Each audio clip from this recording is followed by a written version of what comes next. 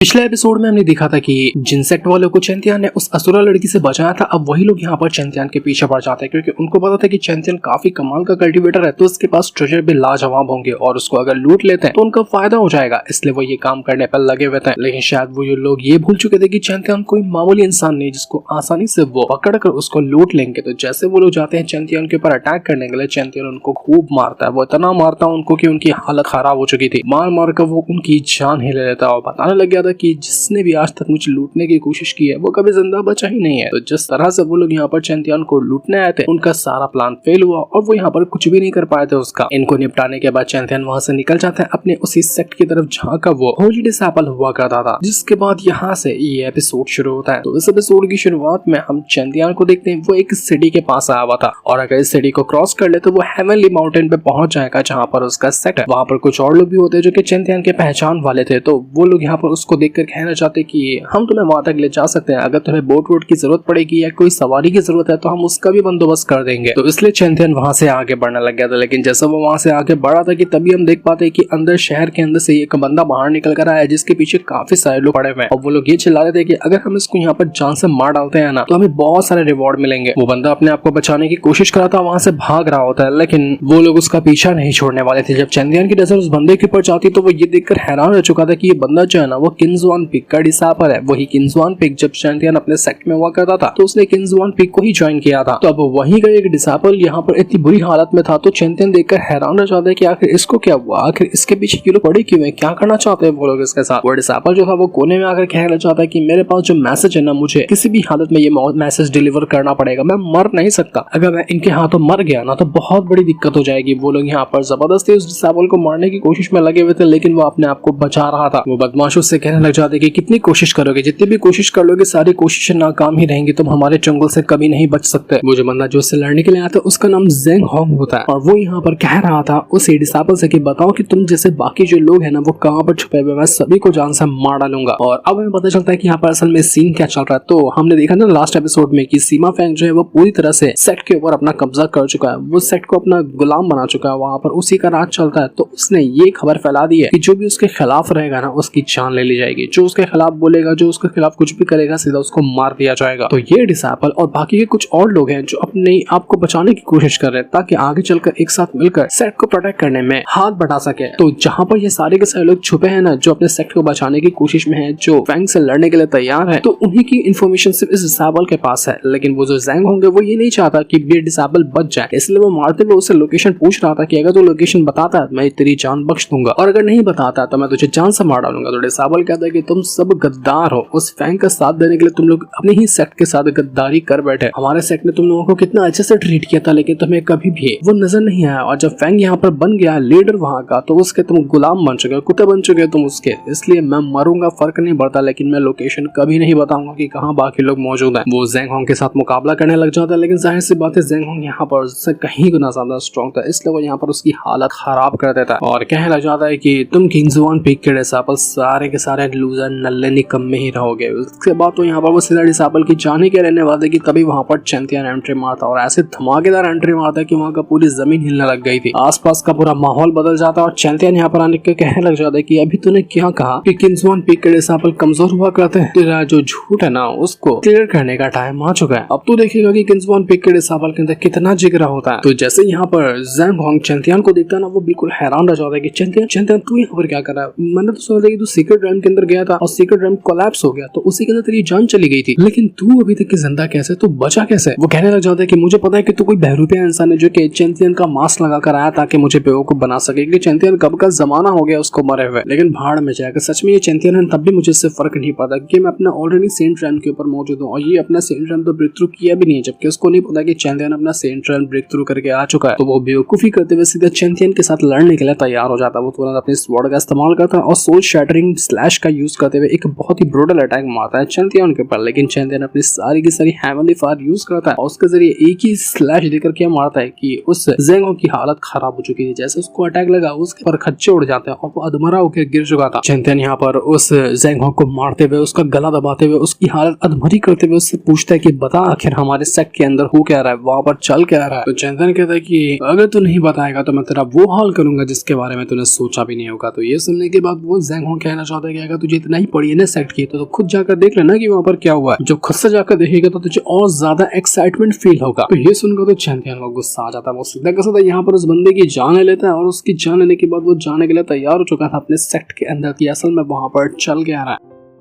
इसके बाद चैंपियन उस डिसेबल के पास आता है जिसके पीछे ये ज़ैंग पड़ा हुआ था और किस्मत से उसकी जान बची हुई थी, वो अभी भी जिंदा था। वो चैंपियन को देखकर काफी ज्यादा खुश हो जाता है। वो कहने लग जाता है कि चैंपियन तुम आखिरकार यहाँ पर आ गए, हमने तुम्हारा कितना इंतजार किया था, हमें लगा था कि तुम मर चुके हो लेकिन तुम फाइनली यहाँ पर आए। और जब तुम यहाँ पर आए हो ना, अब बहुत कुछ बदल चुका, सब कुछ पहले से काफी ज्यादा बदल गया, सब कुछ अब खत्म होने वाला है। हमारा हेवनली स्वॉर्ड माउंटेन पूरी तरह से फिनिश हो चुका है। जो हमारा सेक्ट प्यारा सा हुआ करता था ना, अब वो फैंग के हाथों चला गया। उसने पूरे के पूरे सेक्ट की वाट लगा दी है, कोई भी वहाँ पर पहले जैसा नहीं रहा, सबको उसने अपना गुलाम बना लिया। यहाँ पर वो डिसेबल एक और बहुत ही खतरनाक बात बताता है कि सीनियर सिस्टर फुरोंग जो है ना, आज उनको सबके सामने सीमा फैंग जान से मारने वाला, पब्लिकली वो उनको एग्जीक्यूट करेगा, मतलब सारे लोगों के सामने वो उनकी गर्दन उड़ा कर रख देगा, क्योंकि वो कभी भी उस फैंग के गुलाम बनने के लिए तैयार नहीं हुई। जो भी उसने कहा कभी भी फुरोंग ने उसकी बात मानी ही नहीं, और अगर आज कुछ देरी होती है ना तो आज फुरोंग नहीं बचने वाली है। चैंपियन सुनकर काफी ज्यादा टेंशन में आ जाता है कि नहीं यार ये नहीं हो सकता, फुरोंग बहुत अच्छी लड़की है, क्योंकि चैंपियन का फुरोंग ने कितना साथ दिया था, और अगर उसको कुछ हो जाए तो चैंपियन को कभी माफ नहीं कर पाएगा। इसलिए वो कहना चाहता है कि मुझे किसी भी तरह से फुरोंग को बचाने के लिए जाना होगा। उसका दिमाग खराब हो चुका था फैंग की हरकतें सुनकर के। जो फैंग ने आज किया है ना, सच बता रहा हूँ, उसके पूरे खानदान को मिटा दूंगा, और नहीं मिटाया तो मेरा नाम चैंपियन नहीं। जिस प्यारे से सेट को उसने बर्बाद करके रख दिया ना, आज वापस से सेट को मेरे ठीक करने का टाइम आ चुका है उन घटिया लोगों से। रास्ते में यहाँ पर डिसेबल ये भी बताता है चैंपियन को कि जिसके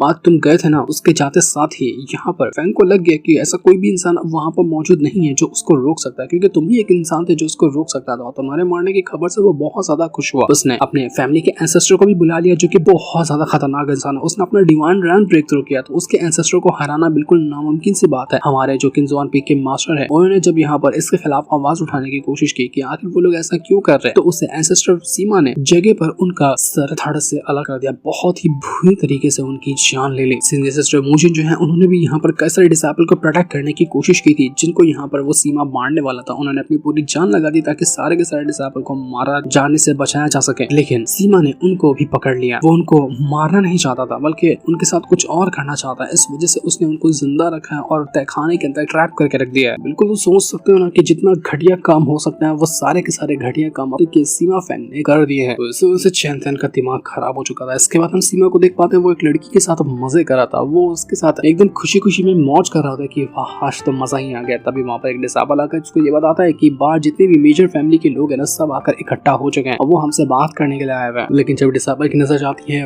वहाँ पर सीमा फैंग के ऊपर कि वो लड़की के साथ मजे कर रहा है, तो उसका भी मन बहल जाता है। वो उस लड़की को ही देखने लग गया था। तो जैसे यहाँ पर वो लड़की देखती है कि तुमने बहुत जी भर के देख लिया ना मुझे, कि और कुछ देखना बाकी है, तो डिसेबल कहते हैं कि नहीं मुझसे गलती हो गई, मुझे नहीं देखना चाहिए था, ये मैं अपनी गलती के लिए माफी मांगता हूँ। वो सीमा फैंग कहाँ रुकने वाला था, वो उस बेचारे डिसेबल की जान ले लेता है, जबकि हरकत तो वही कर रहा था। उसकी झलक पड़ गई डिसेबल की उसके ऊपर, तो उसने उसकी जान ही ले ली। वो लड़की यहाँ पर सीमा फैंग से कहना चाहती कि देखो बाहर कितने सारे मेजर फैमिली के लोग आए, वो तुम्हारा इंतजार कर रहे, तो पहले उनसे बात कर लो, उसके बाद तो मैं हूँ यहाँ पर तैयार, जब चाहे मजे कर लेना। पर सीमा फैंग कहता कि अरे बाहर में जाए वो लोग, मुझे तो भी यहाँ पर पहले मजे करने का मन कर रहा है, तुम्हारे साथ मजे कर लूँ, उसके बाद देखा जाएगा कि आगे क्या होता है। जब इतना मैं यहाँ पर तैयार हो चुका हूँ तो अब तो मैं यहाँ पर रुके बेकर कहीं नहीं जाऊंगा, पहले मैं सारा काम करूंगा, उसके बाद जाऊंगा किसी से मिलने के लिए। वैसे हाँ, वो जो बुढ़ा मास्टर लोग वगैरह जिनको मैंने खाने के अंदर ट्रैप करके रखा है, वो लोग तो अभी तक तैयार ही नहीं हो रहे मेरे गुलाम बनने के, लेकिन मैंने भी उनके लिए बहुत ही खास चीज का बंदोबस्त करके रखा है। जितने भी मास्टर वगैरह को मैंने खाने के अंदर ट्रैप किया है ना, मैं सभी मास्टर को बाहर निकालूंगा और उनके सामने उनके जितने भी डिसेबल होंगे ना, उनके धीरे धीरे टुकड़े टुकड़े करूंगा। जब तक कि सारे डिसेबल मास्टर के नहीं मर जाते तब तक कि मैं वो काम करता जाऊंगा, और उसके बाद अपने डिसेबल की मौत देखकर तो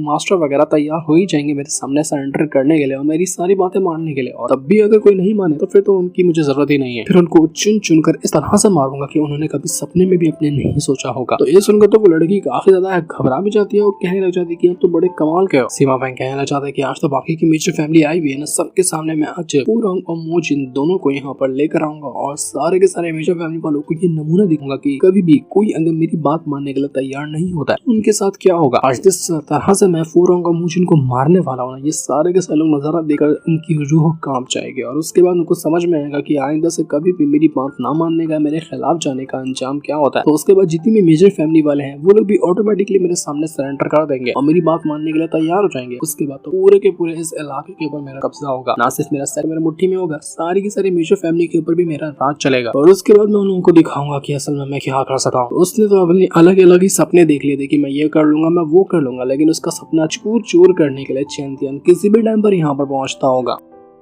तो यह सुनकर वो लड़की काफी ज्यादा खुश हो जाती है। वो कहना चाहती सीमा फेंग से कि मैं तो प्रार्थना करती हूँ कि आपके जितने भी काम है ना वो सारे के सारे सफल हो। अगर आपके काम सफल हो जाएंगे तो उसके बाद आप मेरे दुश्मनों का भी मुकाबला करेंगे, उनकी जान लेंगे, क्योंकि ये लड़की वही है जो कि चैंपियन की काफी पुरानी दुश्मन है। तो वो कहना चाहती कि मेरे दुश्मन का भी आपको सफाया करना होगा, जिसमें सीमा फेंग कहता है कि तुम बस मुझे खुश रखो, मैं तुम्हारे सारे दुश्मनों को निपटा दूंगा, तुम बस जिसको कहना मैं उसको जाकर कम कर दूंगा, तुम मेरे को संभालो, मैं तुम्हारे दुश्मन को संभालता हूँ। तब बाहर से और भी आवाज आने लग जाती है कि कहाँ मर गई ये सीमा फेंग, बाहर आता क्यों नहीं है, हम लोग यहाँ पर कब से इंतजार करे ये आने वाला है कि नहीं आने वाला। तो ये सुनकर वो जो लड़की थी वो सीमा फेंग से कहना चाहती कि देखो टाइम काफी ज्यादा हो गया, अब आपको जाना चाहिए उनसे बातें करने के लिए। वैसे मैं आपके साथ तो नहीं चल सकती, मैं साइड में खड़ी रहूंगी ताकि आपको इतनी शान बढ़ाते हुए सारे के सारे लोगों को आपके सामने सरेंडर करते हुए देख सकोगे, क्योंकि मैं सामने से रहूंगी तो बाकी लोगों को शक हो जाएगा कि हम दोनों एक साथ हैं, जो कि मैं अभी नहीं चाहती कि सभी को इस बारे में पता चले और वो लोग अफवाह उड़ाने लग जाते। ये सुनकर सीमा फेंग कहना चाहते कि ठीक है, जैसे तुम्हारी मर्जी, जैसे तुम्हें अच्छा लगे तुम वो कर सकती हो, मैं बस जाता हूँ और सारे के सारे काम निपटा कर आता हूँ, तुम मेरा इंतजार करना तैयार है ना, मैं आने के बाद सारी की सारी भड़ास तुम्हारे पर ही निकालूंगा। तो वो लड़की भी कहती कि आपको फिक्र करने की जरूरत नहीं, जैसा मैं तैयार हूँ इससे और ज्यादा तैयार होंगे आपके इंतजार में, आप जल्दी से काम फिनिश करके आइए और जो अभी काम बचा बना हम उसको बाद में कंटिन्यू करेंगे। तो जैसे यहाँ पर सीमा फेंग जाता है ना, जो मास्टर यहाँ पर अभी आया था उस सीमा फेंग को बताने के लिए कि बाहर काफी इंतजार करे लोग, तुम्हें जाना चाहिए। तो जैसे वो मास्टर यहाँ पर आता है वो लड़की उसको देखकर कहने लग जाती है कि आखिरकार तुम यहाँ पर आ गए, मैं कब से तुम्हारा इंतजार करी थी और बड़ी मुश्किल से मैंने सीमा फेंग को यहाँ से भगाया है। वो मास्टर कहना चाहता है कि तुम सबके सामने इस तरह की हरकत करिए, सबके सामने मुझे अपने पास बुलाने की कोशिश करिए, तो फिर ये कैसे चलेगा, किसी को शक नहीं हो जाएगा, सीमा फेंग को शक हो गया तो फिर वो तो हमें दोनों को निपटा देगा। जिस पर वो लड़की ये थी कि आपको फिक्र करने की जरूरत नहीं है, वो बस अब दुनिया जीतने में लगा हुआ है, उसको उससे ज्यादा किसी और चीज के ऊपर फोकस ही नहीं है और मैं इतनी आसानी से उसके साथ खेल खेल रही हूँ ना कि वो समझ भी नहीं पा रहा। बड़ा आया वो मेरे साथ मजे करने वाला, मुझे तो मजे करने में सिर्फ तुम्हारे साथ मजा आता है, इसलिए मैंने तुम्हें यहाँ पर अपने पास बुलाया। वो गया तेल लगाने, तुम यहाँ पर मुझे खुश करो। ये लड़की तो सीमा फेंग का भी अलग से काट रही है, अब कितना ज्यादा काट देगी वो तो हमें आगे के एपिसोड में ही पता चलने वाला है, जिससे इनको दिखाते साथ ही ये वाला एपिसोड यहीं पर एंड हो जाता है। Thanks for watching.